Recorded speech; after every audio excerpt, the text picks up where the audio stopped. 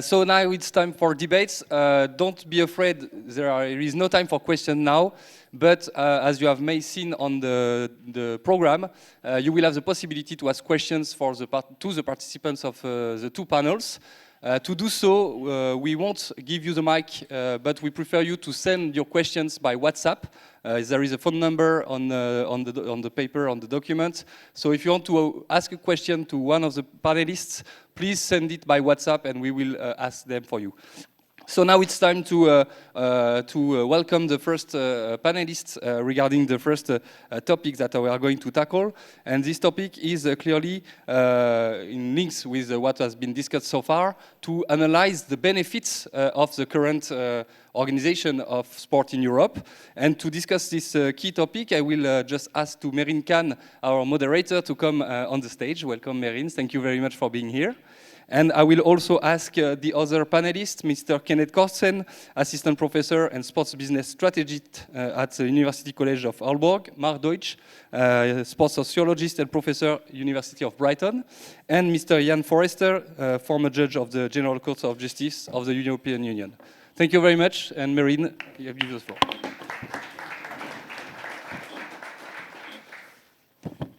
Okay, we are running a little bit late, but we do have an hour and then 15 minutes at the end for questions. And I would echo what Christophe says, because you don't want just someone like myself asking all the questions in this panel. I'll just declare my interest before we start. I have no dog in any of these fights, apart from the fact that I'm a football fan and spent a short amount of time doing a little bit of sports journalism, but I gave it up because I didn't want to do what I loved for work. So I write about economics instead. And I also was in Brussels, so I've covered the ECJ as an institution, I've covered the EU's institutions, and I was also around to cover the sort of 2021 Super League moment, which seemed to pass very quickly, but now seems to be back in various forms. And I think my job is to try and encourage everyone into a debate. So the title is about the benefits of the European sports pyramid, but hopefully in that discussion we will also get to its shortcomings, because otherwise I wouldn't be a very good journalist if I was just allowing one side of the argument to prevail. Ian, I'm going to go straight to you. So Natalie laid out, a nice sort of potted history of the relationship between European sports and the legal systems of the EU, and how it sort of changed from maybe ignorance to ambivalence, and now the most important institution in this debate seems to be the European Court of Justice. So why don't we start with you sort of setting out what is the European sports pyramid, its definition, its meaning, its framework from an EU law perspective? Okay, let me begin perhaps as in good opera. There's a happy party and then the evil witch turns up and says bad things and utters curses. In the nature of a health warning, I represented UEFA in the Bosman case, and there should be cries of shock and horror. That experience was formative, enormously important for me, not because it was difficult to describe the merits of the European sports model, but because of the lack of traction that those arguments had with the court. With the European sports model, it's obvious that we have an organization where the wealthiest have an interest in the continued prosperity of the weakest, where there is uncertainty, where the public see something that is always attractive, and where there are, so to speak, rules of the game. So it wasn't difficult to describe the merits of the European sports model. And in the Bosman case, to take that example, one of the things that was controversial was whether it was appropriate for Juventus, when it hires a talented player from a small Irish club or a small Scottish club, even if he's out of contract, to pay something to the club which discovered that young player. And Bosman had been badly treated, no question. Bosman is entitled to compensation, but, said UEFA, the system should not be compromised or condemned because it failed to deliver a good result for one player. That argument was made eloquently by lots of people, including myself, in French, and it was made passionately by dozens of sports ministers and other publicists who vociferously indicated to the court how strongly they felt. Advocate General Lentz and I used to do kind of reunions, Bosman 15 years on, Bosman 20 years on, and we would chat there saying, oh, you don't look a day older, and how have you been doing? And then he would say that he had never, ever in his life received as many passionate submissions on questions of policy as he did in the Bosman case. Now, the court in the Bosman case could have said, Mr. Bosman's entitled to compensation because his freedom of movement to seek work has been compromised, no doubt. But it decided to go further and to make findings of principle which were not required by the facts of Bosman. Now, you ask, what are the merits of the European sports model? Almost no one here has any doubt. We value the principles that everyone is familiar with. It's nice to look at. And the challenge will be, does the protection afforded by Article 165 of the treaty constitutionalize the status of the European sports model? Or does competition law, the evil witch, snarling and casting darts at people, does the evil witch of competition law take dominating control? Do you think that question will be answered in a definitive sense when we get the final judgment on the ESL, which is imminent, and probably be, I think Natalie mentioned various turning points, but actually the moment where you can answer yes or no to that question? That's, as they say, a good question. Advocate General Rantos produced a pretty fat opinion, which is strongly in favor of the European sports model. The question would be, if the court doesn't want to go that far, are there procedural guarantees, if that's the word, which could save the European sports model as well as the treaty? I may have said that badly. I did say it badly. When courts are faced, when the European Court, and my colleague José Luis is going to tell you, when the court is faced with a economically complex situation where the parties are saying, but we've always done it like this, it's perfectly reasonable, the court is very familiar with saying, no, European law primes. And there's lots of areas of daily life where one can see that. On this side of the slope of history, some are not surprising. Equal pay between men and women. 60 years ago, 50 years ago, that was by no means established. So the risk is that Advocate General Rantos's opinion was too bold, but the possibility is, even if that is the feeling, it may be that procedure can be used as a way of finding the rival to the European sports model, on this occasion, not satisfied. Thank you, I think I got that. But the second, I should also plug the second panel, which is going to be talking, I think, in a bit more depth about the legal specifics of the article and of the role of the court, and we'll come back to that. Kenneth, I want to go to you because the pyramid seems to rely on a trickle-down model, and in almost every other sphere of economics, trickle-down has been debunked, demystified, and proven not to be the panacea that people may have been holding it up as maybe 30 or 40 years ago. So why does trickle-down still work in the pyramid, and does it actually still work as a legitimate model for football? Yeah, I mean, trickle-down is many things. I apologize for my voice. I have come to Luxembourg battling a flu in Denmark, and now I have a cold, so hopefully you can still hear what I'm saying. If you take the transfer market as one example of a trickle-down effect, when FC Barcelona sold Neymar to Paris Saint-Germain for an astronomical amount some years ago, I believe in 17, would Dortmund have sold Dembélé to Barcelona for that amount without the price tag on Neymar? So trickle-down in that case is a trickle-down effect on a few clubs, few specific clubs. And I think the beauty of the European sports model, of the UEFA model, is the solidarity. It's the cohesive situation where it goes all the way from the top to the very grassroots level. So UEFA gives a lot back, and there is a high level of interdependency. It's an open system. Even though you're from a small country like Denmark, you can still play in European competitions against, the mighty teams from the top 5 leagues.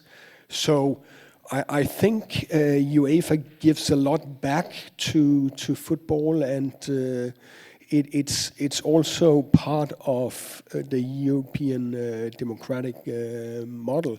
But the interdependency is interesting for me. So players, they have a dependency on clubs. Clubs have a dependency on leagues. Leagues on federations. So with that being said, you can throw in the national teams in that equation.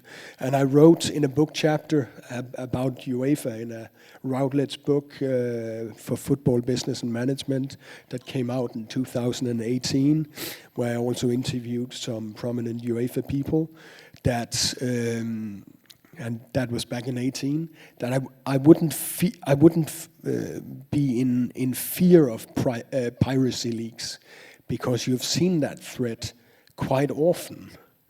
But if you take the national teams and this interdependency, the branding of UEFA Champions League, for instance, why do you want to break out of something that is working so well? And that's one part. Another part is, over the course of the last decades, we have seen revenues for these top clubs that wanted to start the European Super League. They have skyrocketed. If you take from 2010 to 2020, big growth in terms of the number 1 clubs in terms of revenue generation, but even more polarization. So the top 5 clubs, creating a bigger share of revenue generation. Polarization in terms of an even bigger gap between number 20 in terms of revenue generation on the club side and number 1, just in the past 10 years. I think we can come back to some of the transfer issues, because there's an argument that what you described at the beginning was just huge inflation of transfer fees, which we saw, I think, in this January. My own club, Chelsea, has spent over €500,000 in the last 6 months. Doesn't seem to have worked too well yet, but jury's out. Mark, we saw there was a very visceral fan reaction, at least in England, to the Super League. Is that a reflection of a public attachment to the European pyramid, or actually are fans just protecting their clubs and the status quo?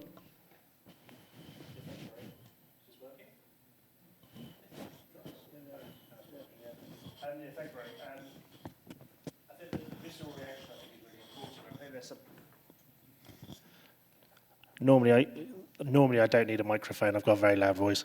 I think the visceral reaction from fans, I think, indicates something quite distinct about the European model of sport, and what came out in those early addresses, particularly around solidarity, particularly about competition. What's really interesting, and I know we're at a conference about legal and economic aspects, and obviously I'm a sociologist, so I have to bring in the social, but the social is really important.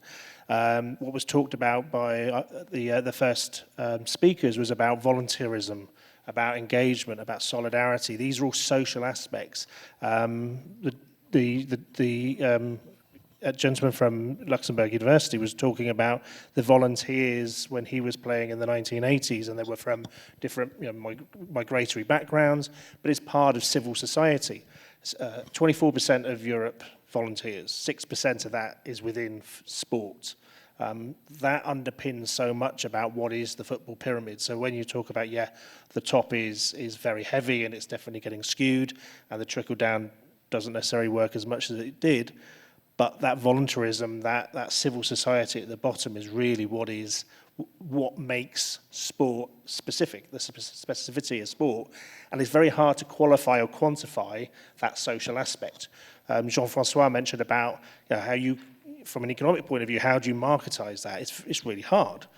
So that's also what I would imagine comes from a legal and an economic perspective, is you can't sort of create those sort of objective rules, because it is emotion, it is engagement, it is belonging, it is just community, and that's something that is very particular about the European model of sport. And that's why there was that visceral reaction, because there is that emotional engagement to a collective experience. Very rarely does anywhere in Europe, even in churches or mosques or synagogues across the continent, is that communal engagement, that collective sort of emotional energy. And that's what football brings. And what was really interesting about that moment, particularly at Chelsea, was Britain was under lockdown. So people weren't allowed in the stadiums, but they still mobilized. They still hit the streets, because what is big recognition about this model is that solidarity that came out, which was about, and it comes back to an economic perspective that Jean-Francois mentioned, which is you have to have competition, because otherwise it's just a pointless, it's a pointless exercise. People won't watch it. People want the fact that 2 or 3 weeks ago in England, Everton, the bottom team, beat Arsenal, the top team. That creates that energy, that emotion, that volatility that actually leads people to go, oh, this is exciting. I want that thrill. I don't want, oh, they're going to win again. So that, again, breeds that emotion. And that's something that doesn't come across in some of the comments, which is that the volunteers, the fans, the people that turn up, who actually underpin everything, that makes the model sustainable. Because, we could extract everything. We could make money out of it, but who's going to be there in the future generations? It's those volunteers who put on the matches, who do the coaching. It's the fans who turn up and pay their money and watch. And that's what's really important about the model, but it's very hard to quantify or qualify. Kenneth, do you want to comment?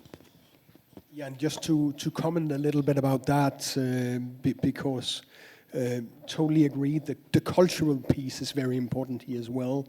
The Danish FA did a study in 2018 where they tried to quantify what you're talking about here. So they ran a study and found out that out of this approximately 1,600 football clubs in Denmark, the volunteers of these clubs did work accounting for value of 9,000 full-time jobs, and this is a country of 5 to 6 million people.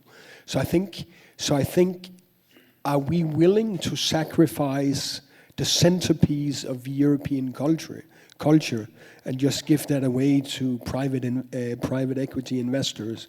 That's also an interesting question. Ian, do you want to come in on this point? Just a tiny comment prompted by my Bosman experience. The question was the indemnity that the big club pays to the little club when it hires a talented player. It was explained that I think it was something like 60% of the teams in the top 2 English first division, the top 2 divisions, made a loss on orthodox calculations, and that for them, the possibility of a training indemnity was vital, and that was brushed aside. So we can convince ourselves that there's many good reasons for the European sporting model, and there are many, many obvious soft reasons in its favor, but the great challenge will be to write a judgment which is consistent with previous judgments and which doesn't cause great damage. I want to go back to maybe the sociological, cultural point. So when we're talking about the alternative, I mean, let's be very clear. The alternative we're speaking about is a North American style closed system. And there seems to be a kind of a cultural pride that Europeans take in their own conception of fairness, which involves merit. So when you do well, you can win the league, like Leicester, and if you don't perform well, you will get relegated and suffer the financial and whatever other consequences of being relegated. But, I mean, I think Jean-Francois mentioned that the North American leagues are not competitive, but, you know, as a casual observer of the NFL and the NBA, basically different teams wins the championship. It's very rare you'll get the same team winning a championship 3 in a row. Okay, the LA Rams didn't even make the playoffs this year. LeBron might be the record goal scorer, shot scorer in the NBA, but his team's not doing particularly well. They have a draft system which helps those who are at the bottom or the worst performing have access to the top talent. That's the opposite of what happens probably in Europe, where those with the biggest deepest pockets get the access to the talent. There is competition in these leagues. There is an increasing number of European fans who watch these leagues because of the ability and accessibility of social media and the impact that US culture has. So we know that fans in Europe understand that there's an alternative model and they quite like it and they're quite invested in it and they have their own teams, etc. So why, I mean, I think, isn't there a stronger argument to be made for the European Football League that doesn't depend on this unique sense of competitiveness, because actually we know that other rival alternatives are competitive in their own way? Anyone who wants to come in? Let me start by a question. Which league in Europe has the highest average attendance level? Anyone? I would guess it's the Bundesliga. Bundesliga, correct. Bayern Munich, was Bayern Munich part of the European Super League? No German teams were part of the European Super League. And the German model is a model that proves, for me at least, to be sustainable. We live in 2023. There is a high focus on sustainability, social responsibility, all that stuff. They have high attendance levels. If you look at the sporting quality, just look at the teams that play still from Germany in the Champions League this year.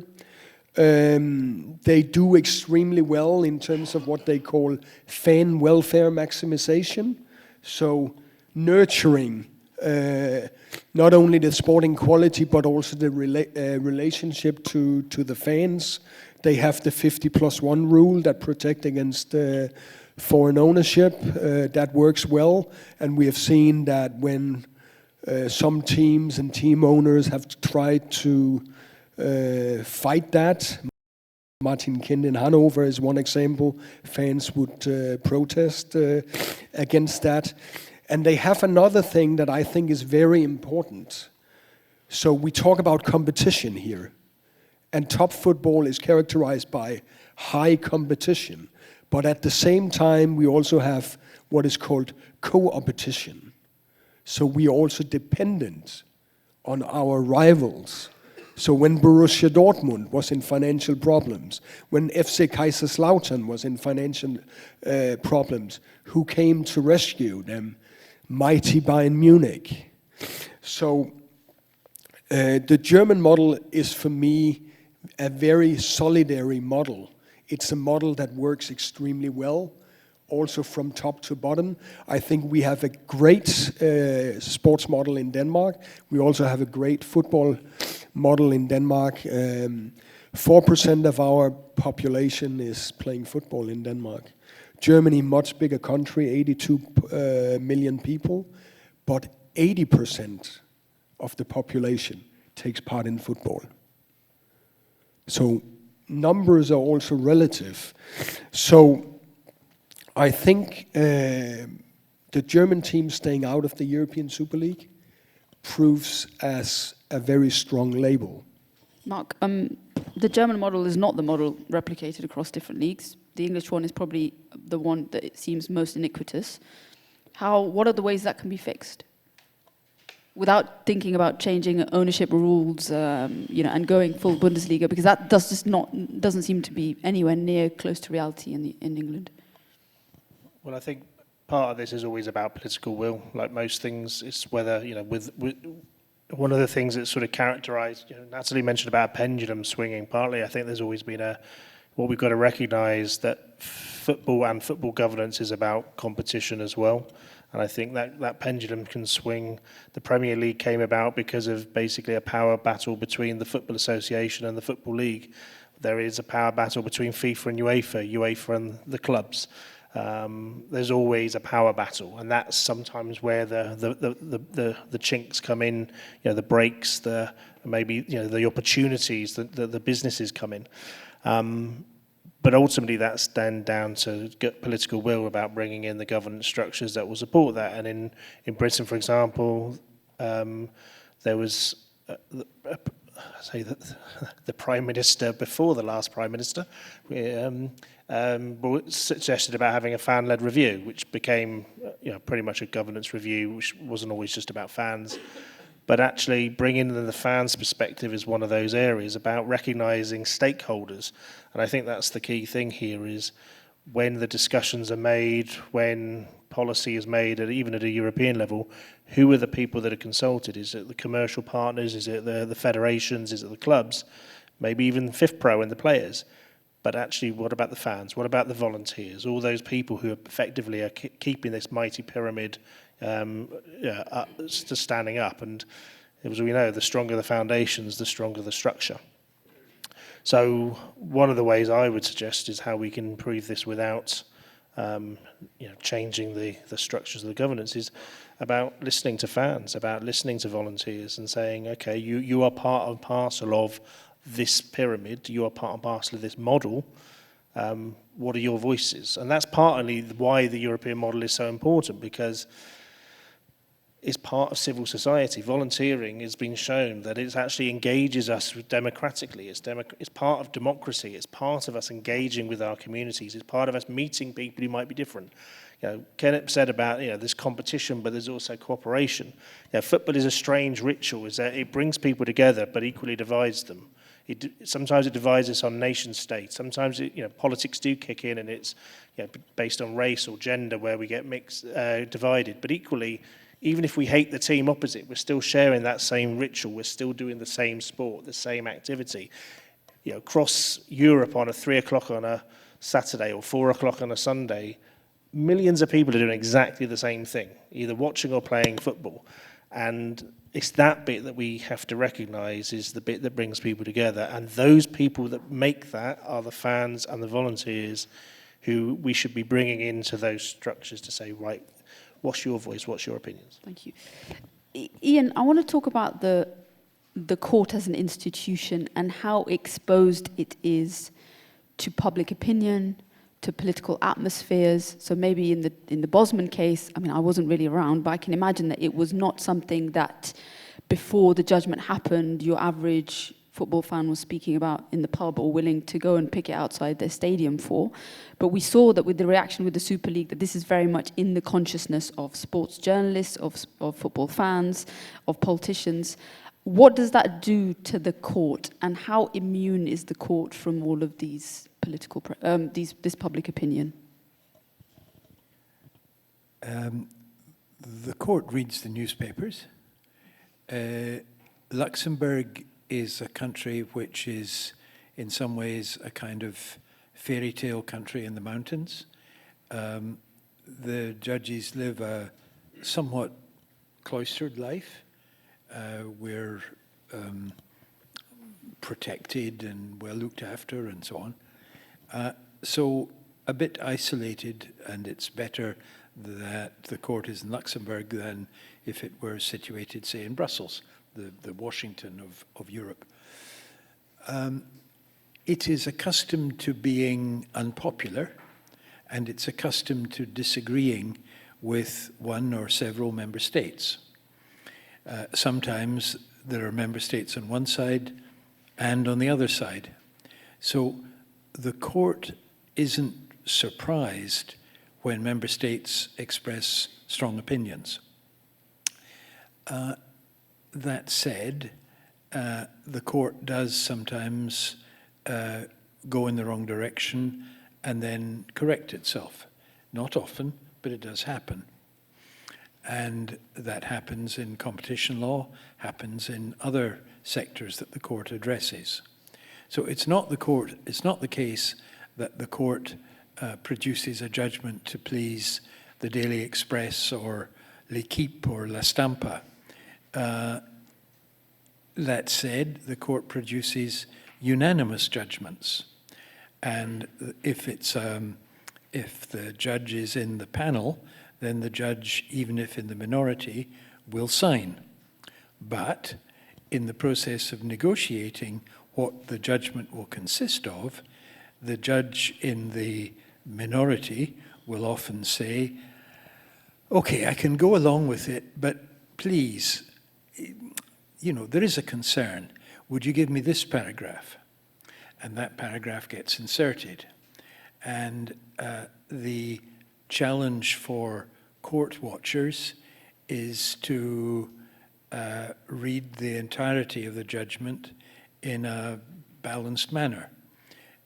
Now, that's another way of saying sometimes the answers the court gives are not clear. And it may take, there are no dissents. And there's an American judge that said that a dissent is an appeal to the brooding future spirit of the law. And so these judgments, which are difficult, which acknowledge two different points of view, are in a sense saying, that's as good as we can do for today, and we'll judge the next case when it comes. One of the criticisms of the court, and you may already hear that I have a British accent, and the ECJ is... It's all right. It's okay. It's all right. This is a safe space We're for one us. of the few native Anglophones here. One of the criticisms of the ECJ, which has become a bogey institution for some Eurosceptics, is that it has a teleological element. So when it comes to actually protecting or promoting something European, or the specialness of something that is European, and as I already said, if the alternative looks American or Anglo-Saxonish, that the court will have this kind of inbuilt cultural bias to uphold that special Europeanness. Does Rantos, did that give a kind of taste, given how bold the judgment was, that actually this is the way the court may end up leaning? And does that do anything for the credibility of the court? Okay, that's easy. The court is there to interpret the treaty. And from time to time, the court has to make decisions which the drafters of the treaty couldn't reach political consensus on. For example, when a member state promises to reduce customs duty but doesn't, and the importer says, hey, you're breaking the Treaty of Rome, that's not appropriate, and the member state says, well, you can't invoke that principle, it's for the member states, it's an instruction to the country, it doesn't give you any access. Now, in a very celebrated judgment now 50-something years old, the court said that the treaty creates rights for individuals, and therefore certain provisions of the treaty have direct effect. Now, the member states could not reach agreement on that, but it was the court who took the decision. Similarly, about equal pay for men and women, the treaty was not so clear about what the status was of that provision.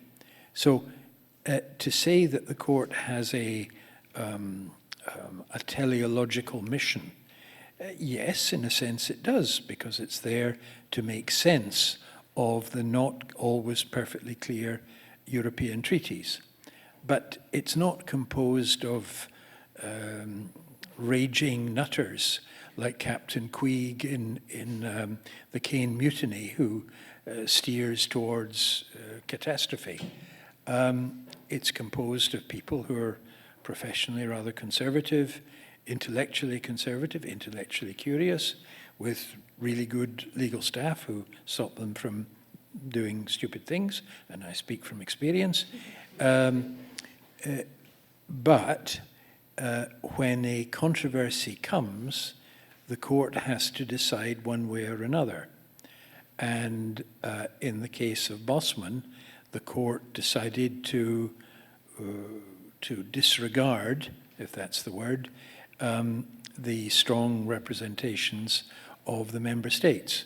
And since then, there's been a rolling back, And I repeat, the constitutionalization of the status of sport, even though it's not perfectly clear in Article 165, that's a very powerful element for any judge in the court to say, this isn't just UEFA making it up.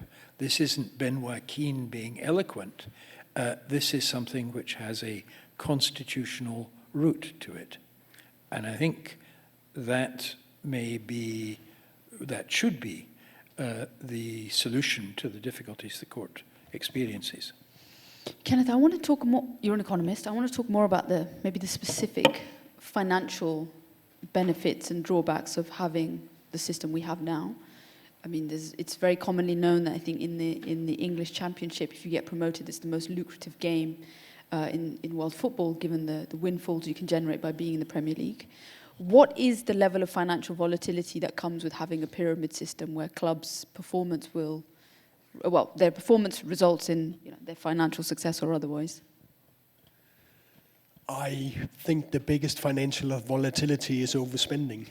And you have seen that when a crisis like COVID-19 comes around. Look at FC Barcelona. I think you mentioned FC Barcelona and the huge debt level. That's just one example of clubs being up here in terms of revenue generation, but still getting in problems. And I think the big issue here is,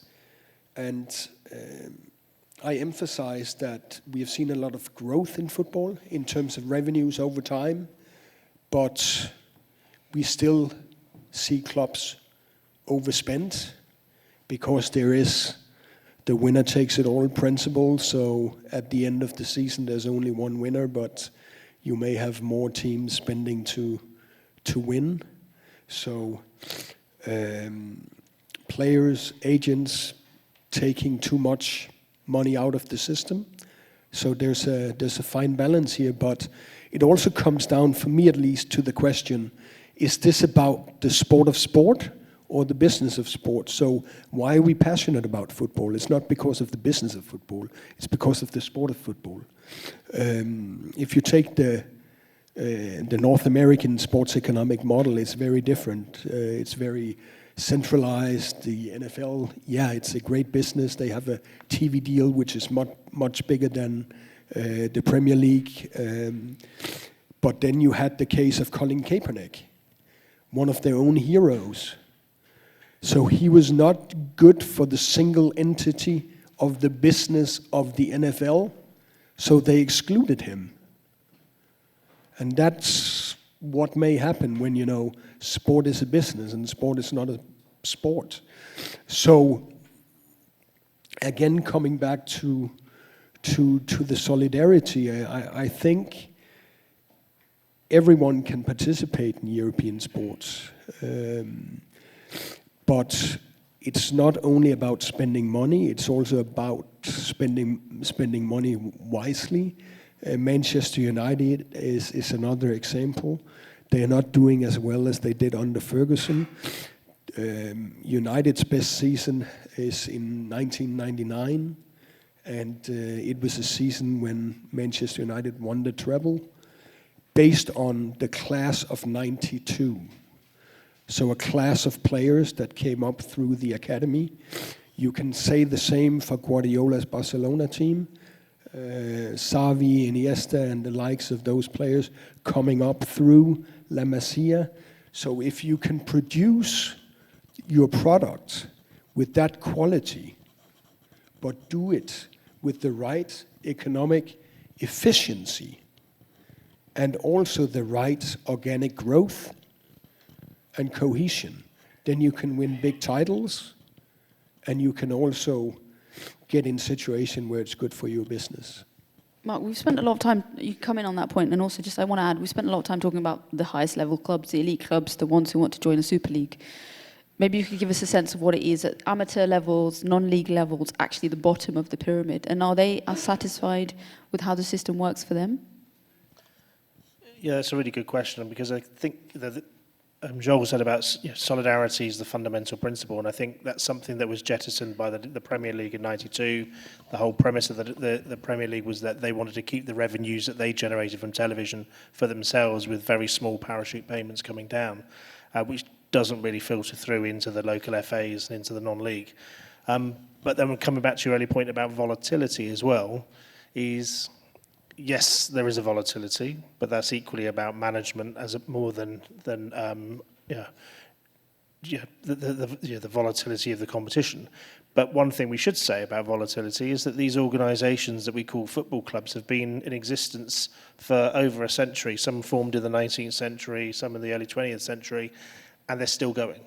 And they're still going often with the same badge, the same colours, the same sort of even shared values in some cases. So how can we look at that longevity? Because if there's all this volatility, how many clubs actually go out of business? Now, one of the reasons that's the case is some of them are incredibly badly run.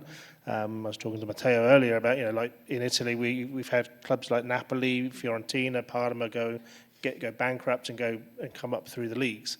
But often what is the case is that the fans, the local people or the people who love the club are the ones who step in and keep that club alive and keep it going.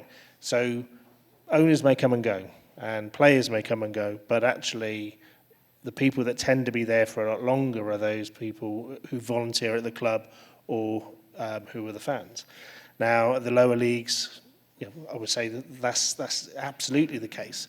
The club I support is in the 8th tier of English football. None of you will have heard of it, but Whitehawk, I'm going to give them a shout out. But there's Nigel, John, Keith, who've basically been volunteering there for 40 years. They do the grounds, they put on the fixtures. They're the lifeblood of the club. We even the fans will come and go. But those are the guys that really keep it going. But of course, that's their time, their dedication, and that's what so many clubs across Europe will be doing, which isn't the case when we look at, say, an American model, because the equivalent for the American model is the college teams, which are the feeder teams into the NFL, which are effectively run by universities. So it's a very different situation. So you don't have that civil society bringing people together. But in terms of the trickle down doesn't make it down there now. You mentioned feeder clubs. This is not a widespread phenomenon, but we've seen richer clubs in Europe, I'm thinking of Man City in particular, whose owners want to set up a system where they have feeder clubs. So they will have relationships or even sometimes full ownership of smaller clubs in different parts of Europe who they loan out their talent to, or who they create a system whereby they take the players after they reach a certain age. You have Salzburg and Leipzig who have similar kind of relationship given their ownership structure. Is this actually just ways of eroding the pyramid by the back door? Oh, absolutely. Ian mentioned about the spectre of competition law. This is the paradox of competition law here, is that to make it more competitive, to let owners own clubs in this way actually allows them to monopolize, actually allows them to buy up clubs in different states in order to effectively maintain their brand in one particular country, usually the Premier League, in order to reap the financial benefits of that. So it's actually anti-competitive, ironically, and I think that's the part of the problem. So, but equally, the other head of the problem is we've now got nation states purchasing clubs in the UK and Paris, so that also tips the balance in a totally different direction, which again becomes anti-competitive in my view, because unless you've got an owner who is a billionaire, can you possibly compete? And even a billionaire like Jim Radcliffe can't compete against the state. Yeah, absolutely. Yes. So soon it's going to be a small number of nation states who'll be able to purchase clubs. Do you have anything to say about the feeder club phenomenon? Is this something that you've looked at? I know it's still a niche pursuit, but we hear more and more of it when owners want to take over clubs, that they want feeder clubs. Yeah, just quickly, I think it's another way also, for some clubs to work around the rules, especially if they have portfolio models with clubs outside the European Union. When you set up rules and regulations, these clubs that are in to win, they also become very creative. We have seen some examples of that, and now for me it's exciting, and we talked about it, Ian, at lunch, what will happen with Man City, because now they can't go to to cast to appeal. Ian, do you want to come in on this point? Is there a legal aspect that you think could be brought under anti-competitive case against this system of buying up smaller clubs and using them for your talent production? Well, one of the big controversies in competition law at the moment, where Europe and America are approaching it in slightly different ways, is the control over giants. And there are two big principles of competition law pretty much everywhere. One is prohibiting anti-competitive agreements, and the other is restraining monopoly or quasi-monopoly power.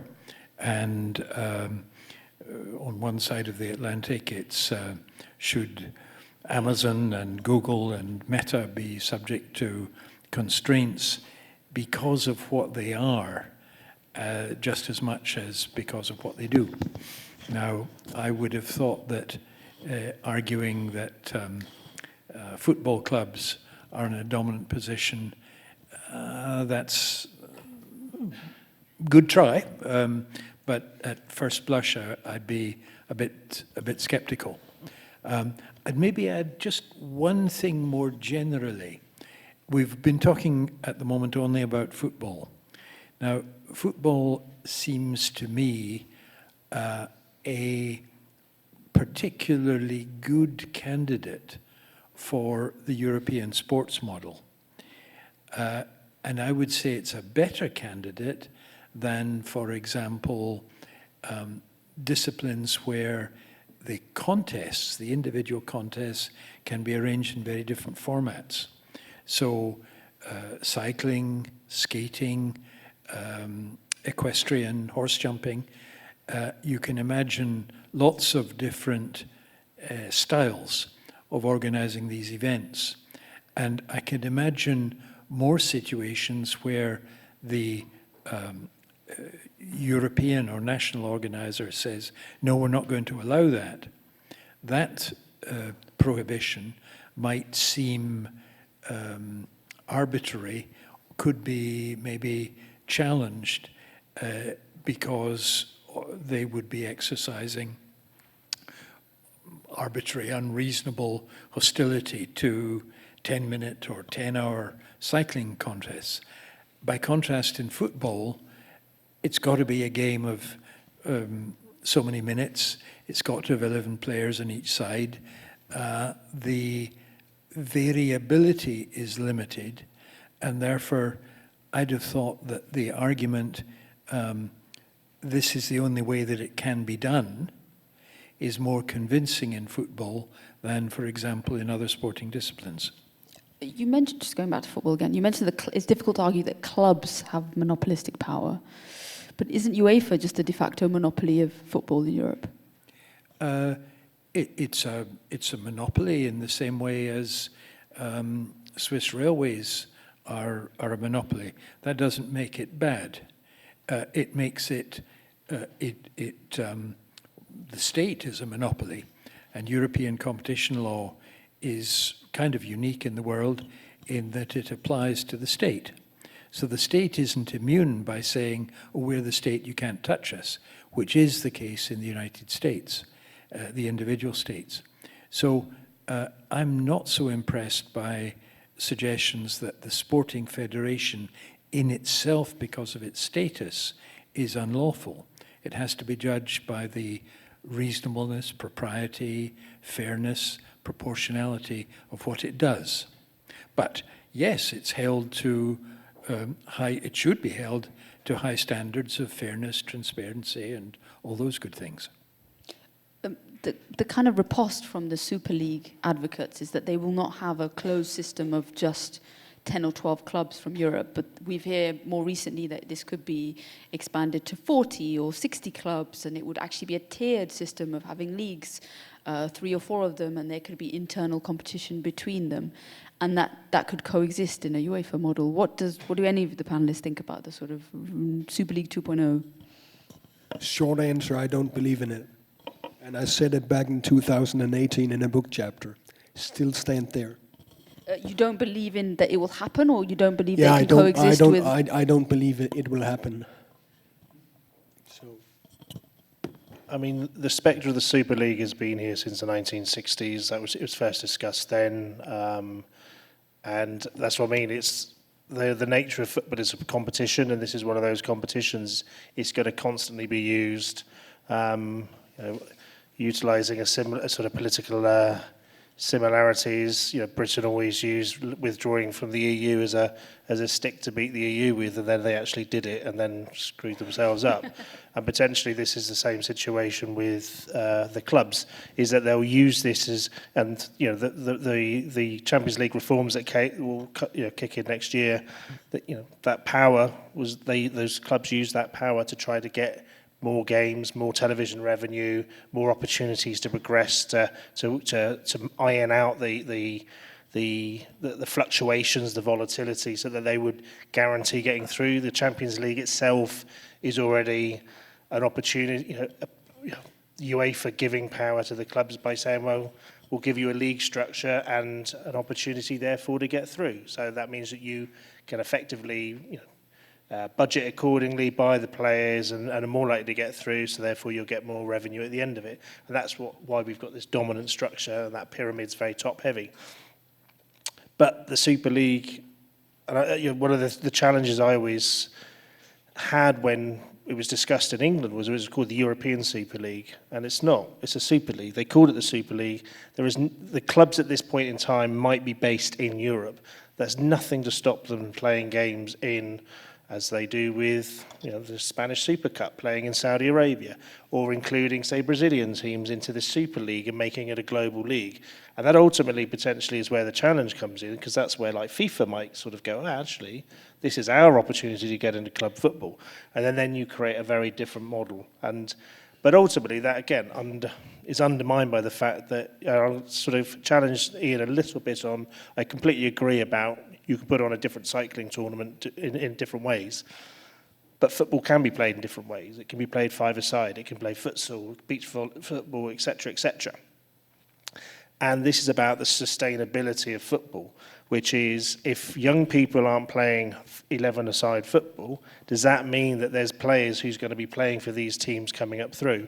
Or are we assuming that the clubs are just going to be the academies and that the only people who play 11-a-side, because, for example, in American football, kids don't play, and they might play Little League baseball, there might be people playing basketball in courts, but it doesn't, American football doesn't have that same sort of structure.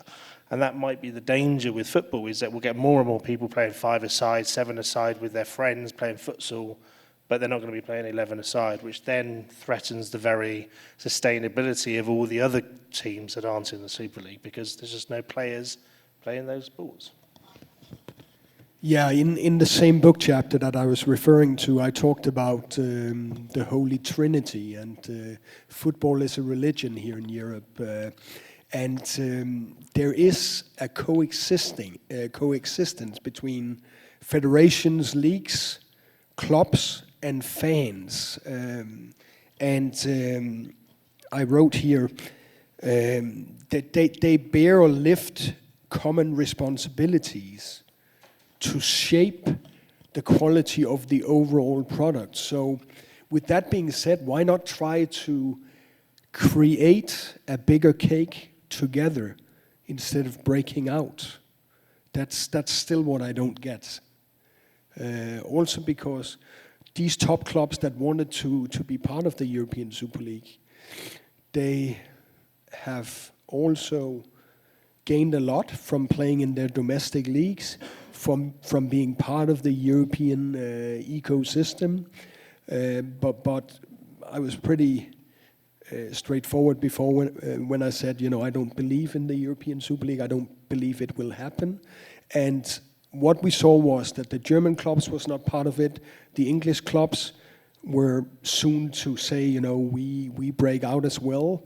And you have a pretty strong club product in the Premier League. So if you don't get the German clubs and the English clubs to take part of this, that's another argument for it not going to be realized. Does your kind of revolution in let's have a bigger pie and let's share it out require governments to get involved in regulation, or does it require UEFA to have a much stronger grip on creating certain types of culture across all of its leagues? Because there are huge disparities in the way different countries run their leagues and the powers various clubs have within their national countries. That's why we need UEFA. And you saw also with the European Super League that the governments got involved.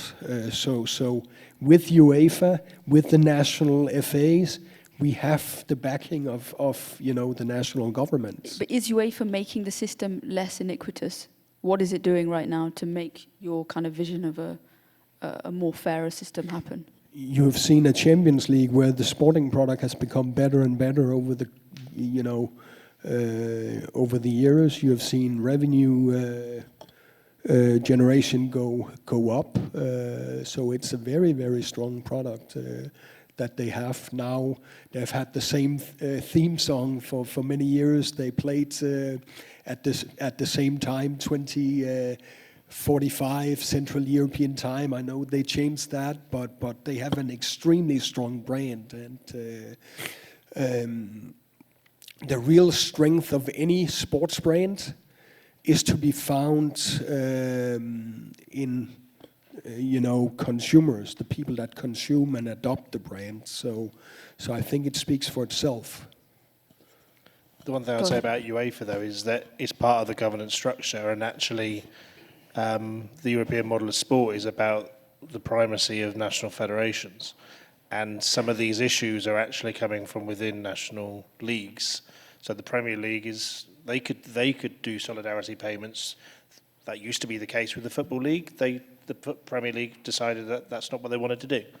So these things aren't necessarily coming from, UEFA could maybe change things, but ultimately the European model is about the primacy of national federations, which is also why it doesn't equally translate to an American model in the same way, simply because the states don't have the individual states don't regulate in a slightly different way. They all conform to the same similarity. Whereas it was mentioned earlier, how things operate in Luxembourg is very different from how it operates in England, which is very different from how it operates in Romania, and therefore it's very difficult then to consolidate all that. Ian, I want to go back to this word solidarity, which I think is the most used and abused term in the EU's vernacular, and it's found in every sphere of EU life. In this particular area, does it have any legal weight, the idea of the European sports model promoting or encapsulating solidarity? I think, personal view, it didn't have much substance in the early cases concerning sport and the merits of sporting organizations. And it had no traction at all that I could discern in for example, the Bosman case. On the other hand, the establishment of, or the insertion in the treaty of Article 165, it's about a page long, and it covers a bunch of propositions which no one could disagree with. I suppose solidarity is one of those words. I think it's the according of a special status to the specificities of sport, which is the most important ground for being hopeful that the outcome of this litigation will be positive for the sporting world. It's easy to say, this is so good for the environment. This is so good for avoiding domestic violence. This is so good for beating alcoholism. This is good for reducing pollution. This is good for so many things. And those arguments are made all the time, and they really don't carry people very far forward. One emotional element, which is maybe worth mentioning, in the argument in Bosman, the huge team representing UEFA, it had someone speaking French with a barbaric accent, wearing a wig and with a silk gown, very nice. But Mr. Bosman was there as hero and martyr. And he could say, I suffered because of the misapplication or the application of these rules. In the case of the European Super League, it's not solidarity, but solidarity, okay, I don't mind the word. It's the hundreds of stories that we've been hearing from individuals who devote their time to making football work. And the notion of the grassroots player who comes from a little town, who does well, who finds a club, who gets developed, who becomes a young star.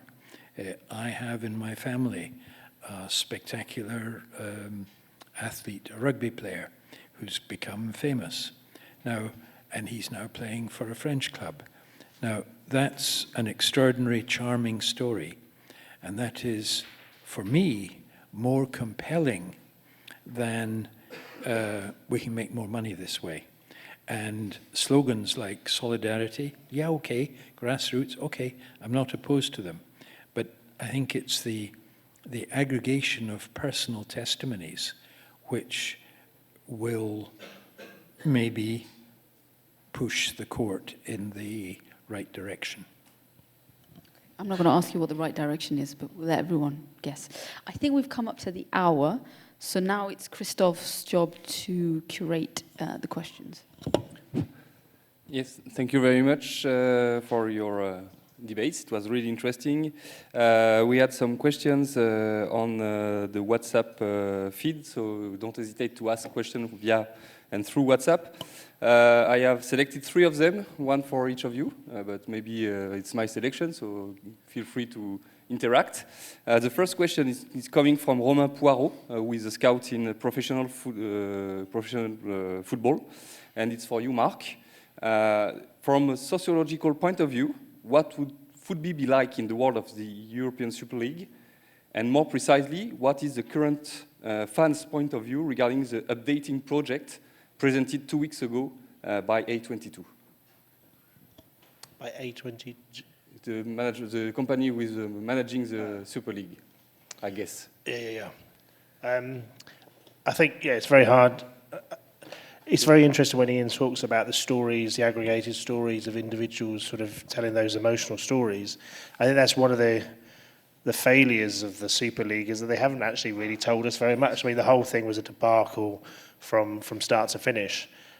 And I think that's one of the issues, is they haven't actually outlined how this is. They just assume that they can be part of the existing structures, drawing on all that solidarity, there's that word again, all those volunteers, all that talent, and then just go over here and play some games and make some money. They haven't then thought about, okay, what structures. If Jean-Francois mentioned about the American structure where they just draw on the college system. So American football can say do that, whereas the Super League clubs won't be able to do that. And I'm guessing there won't be much solidarity afterwards if they do move, where clubs are going to go, yeah, you can just take our players. Now, there might be European law that says, well, you can't stop them, but then we might have a very different situation there. So I think from that point of view, they would have to be much more structured, and maybe we are seeing what you said, Marijn, about like these feeder clubs and a whole network of clubs, and they're going to have to be more professional in that way, and they're going to have to be much more structured. But then again, that would really, this is why I think this topic is really important, and it's important to discuss now, because it does get to the very roots of what the European sports model is. It's getting to the point where they might start, buying up other clubs to then basically feed into these clubs, which will undermine and just draw on all that talent and all that volunteerism, and undermine that solidarity. And I can't remember what the second part of the question was. The second part was the spirit and the position of fans regarding the updating project of A22. Well, there's been what was really interesting, as Marijn said, is about the visceral reaction, particularly in the UK. I'm also a committee member for Football Supporters Europe, and we organised a campaign, and again, pretty much called Win It on the Pitch. The idea that the football pyramid was that any club could work its way up and eventually win. reality is not, you're not going to win it without a billionaire owner. But again, the fans, that there's mobilisation. And I think that's, again, one of the really interesting things about this is that you wouldn't get these same sort of mobilisations from American football fans when someone moves the franchise from one city to another city. Whereas you do get that because of the emotional bonds, the visceral reaction. So the fact that fans are still mobilising, the fact that they are still thinking about how do we stop this, and it might vary by country. It doesn't feel that way in Spain. The fans of Real Madrid and Barcelona don't seem as passionate about this. But Kenneth's mentioned about, I don't think this will fly in Germany, definitely won't fly in Britain. So the fact that the fans are still mobilising tells us what is valuable about this particular model and why I think it should be kept. Thank you very much. The second question was for you, Mr. Forrester Casey. Should sports federation have the right to take into account social objectives? Because we think that this was a point made in Bosman judgment. So what was the logic behind this? Well, certainly federations are and should be entitled to bear in mind soft considerations which are relevant for the sport. I said that it was explained that dozens of top clubs in the top two leagues lost money on the basis of tickets and other revenue earners, but they were profitable because they were able to sell their players to famous clubs. That was just ignored. I think that federations maybe have realized that it's necessary to take account of of European law. They're certainly more aware of it than they were 25 years ago. And it's for federations to talk to governments in a way which takes account of the problems. It's easy, and it's easy in this room. I suspect that no one here disapproves of the European sporting model. I suspect everyone here hopes that the court will go the same way as Advocate General Rantos. Dissent is valuable, and seeking to hear and take account of an alternative point of view is essential, because all old grey-haired lawyers, of whom I have one, I'm wearing a tie to prove it, say a good settlement is better than a successful litigation. Yes, for sure. Sorry, it was a question coming from Margot Basterex, a PhD student at the University of Limoges. I didn't precise it. And the last question is my question, in fact.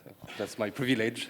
But it's for you, Kenneth. Do you think, that the promoters of the Super League are the most well-placed clubs to push some arguments? For example, they said that UEFA and sports institutions in general just want to protect their own interest or their monopoly, as we discussed. Should we believe them about that? And especially while FC Barcelona or Juventus are currently facing huge criminal proceedings regarding transfer fraud and referees corruption. So should we trust them when they say that they are going to improve the system and to be the white person that are going to improve the system? So what's at stake here?